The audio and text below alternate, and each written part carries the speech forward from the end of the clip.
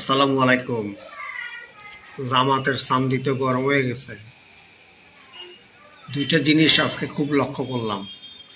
প্রথম হলো আপনার এলডিপির একাংশের চেয়ারম্যান, 90 দশকের ছাত্রনেতা সাদাত হোসেন সেলিম ওনার দল বিলুপ্ত করে বিএনপিতে যোগ দিয়েছেন এবং লক্ষ্মীপুর এক আসনের সংসদ সদস্য হিসেবে আপনি ভোট করবেন ধানের শীষ নিয়ে।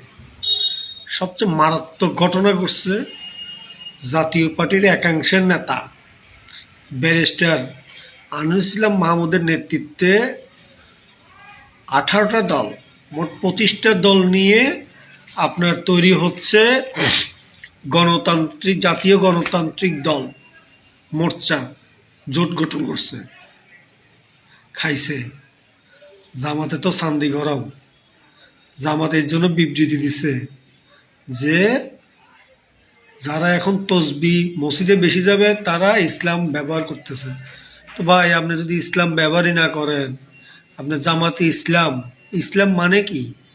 ওখানে আবার হরে কৃষ্ণ লাগাইছেন পিরোজপুরে, ঘটনা কি ভাই? আর কি কি খেলা দেখাবেন? দেখেন, জাতীয় পার্টি কোথায় নিয়ে আপনাকে সরকার গঠন করবেন বলছেন না? সরকার গঠনের কত নম্বর সদস্য দেখেন না?